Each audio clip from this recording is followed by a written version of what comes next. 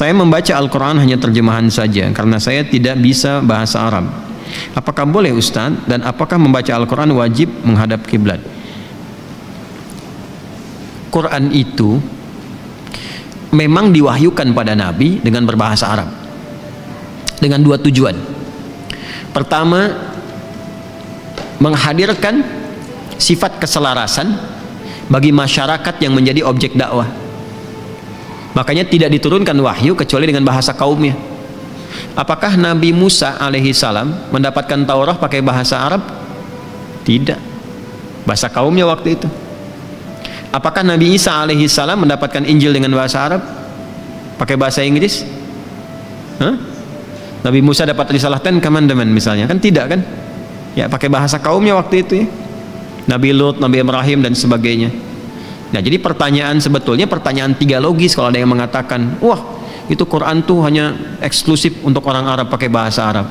Nanti bisa dikatakan berarti Injil juga yang pada masa Nabi Isa eksklusif untuk kalangan masyarakat Aramaik saja.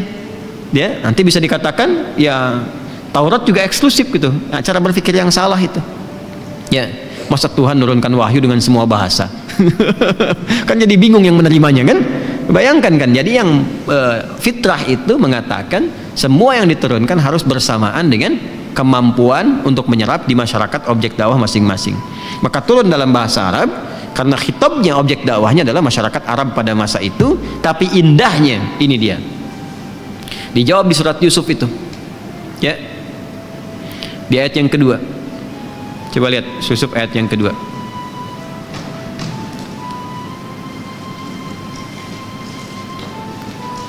Sudah ada? Inna anzalnahu Qur'anan Arabiyya ada? Coba bacakan, udah gantian kita supaya ada pahalanya. Siapa bacakan? Bismillah. Ayo yang sudah, antum baca. Ayat 2, surat Yusuf ayat 2.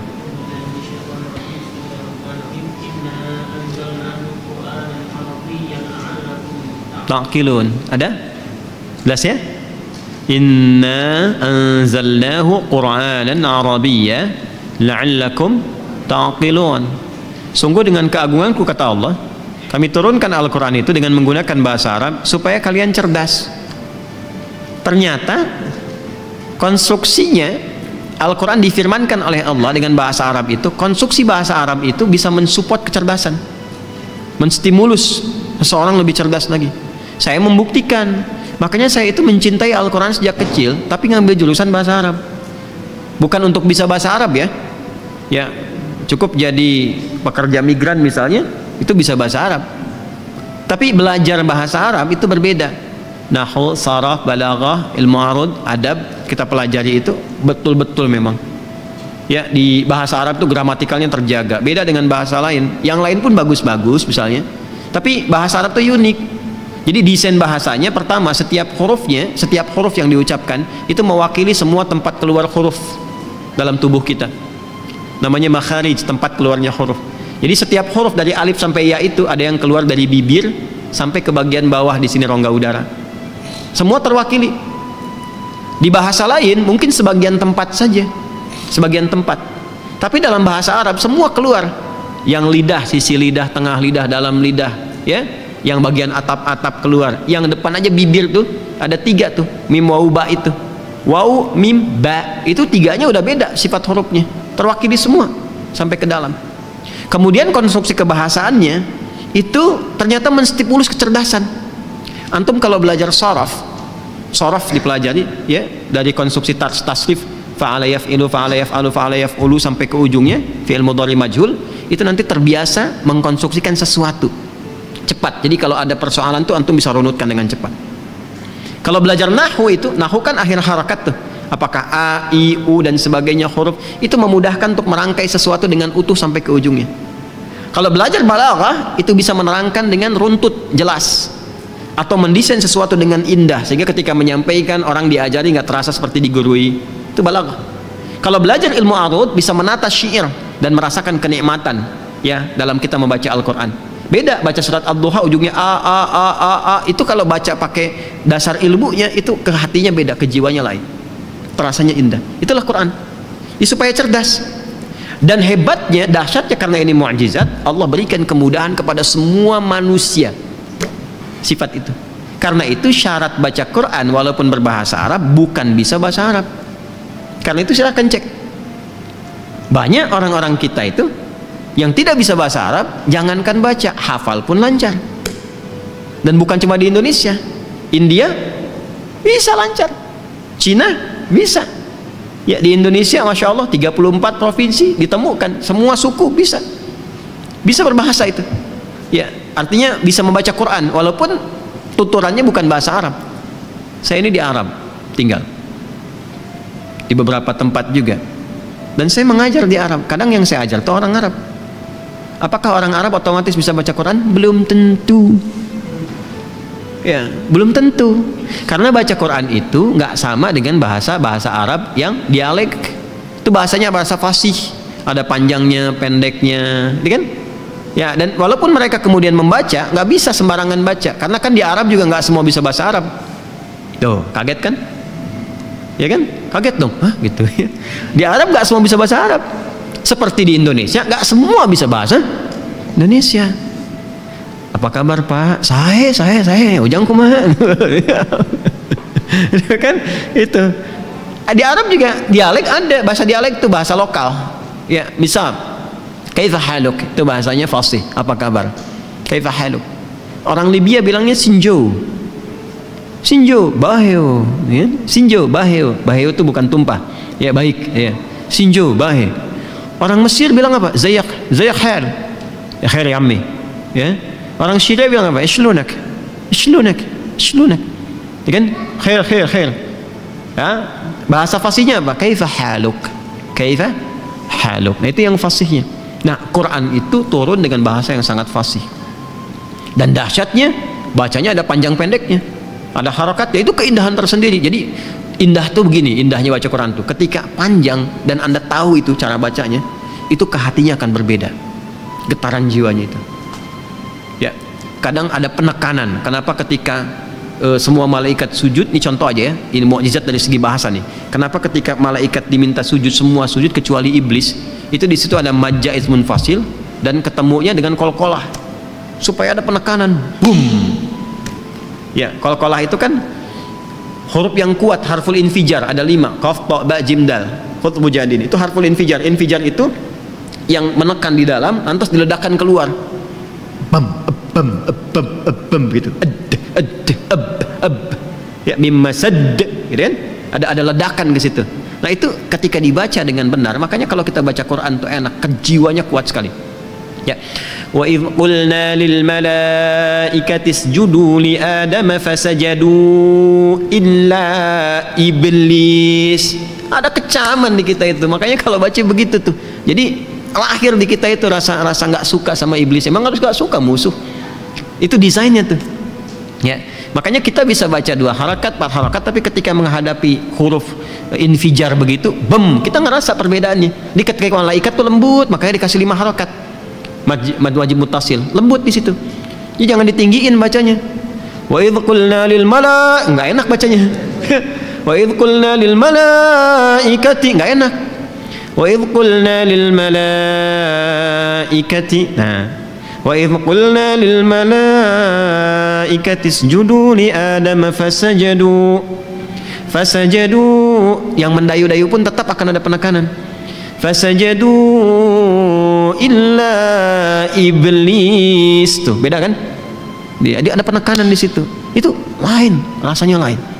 Ya, sama ketika kita baca ulaika di ayat 5 itu, kenapa wajib muttasil? Tapi sebelumnya jaiz munfasil. Ya, kenapa jaiz munfasil? Yang ayat 4-nya itu. Ya, walladzina yu'minuna bima, kan jaiz munfasil tuh, bisa 2, bisa 4, bisa 6 harakat kan? Ya kan? Tapi setelah itu wajib muttasil. Ulaika ala hudan min rabbihim wa ulaika humul muflihun. Itu ada beda. Makanya Quran itu vibrasinya, dia itu getarannya, gelombangnya kalau benar dibacakan itu ke hatinya itu kuat sekali. Itu yang dimaksud Quran surah Al-Anfal ayat 2 itu. Innamal mu'minuna alladzina idza dzukirallahu wajilat qulubuhum wa idza tuliyat 'alaihim ayatuhu zadatuhum imana wa 'ala rabbihim yatawakkalun. Pernah nggak merasakan getaran itu tuh? Ya. Makanya Abu Bakar itu paling kuat, dan kalau ngimamin cenderung nggak mau. Ya, Abu Bakar imam, kata Nabi. Jangan saya Nabi, katanya. Imam, jangan saya Nabi. Ya, saya itu orangnya perasa, katanya. Maksudnya apa? Takut nggak lanjut suratnya itu. Jadi kalau dibaca saking merasakannya, ketemu ayat surga bisa nangis gitu ya. Karena kadang merasa pantas nggak masuk ke surga gitu kan. Ketemu ayat neraka makin nangis. Karena takut, udah beramal kok merasa terancam hidupnya gitu kan. Takut-takut nggak sempurna, itu ketawaduan aja di situ. Ya, ini semua cepet nangis gitu. Terus dibela lagi sama Sayyidah Aisyah kan. Ya Rasulullah, bapakku itu kan Abu Bakar, ya itu perasa orangnya gini. Kata Nabi, kalian ini seperti saudaranya Yusuf aja gitu. Maksudnya saling bela satu dengan yang lainnya gitu. Nah itulah keindahannya. Ujung-ujungnya jadi imam juga. Ya, tapi kadang-kadang tertentu gitu, tertentu. Ya.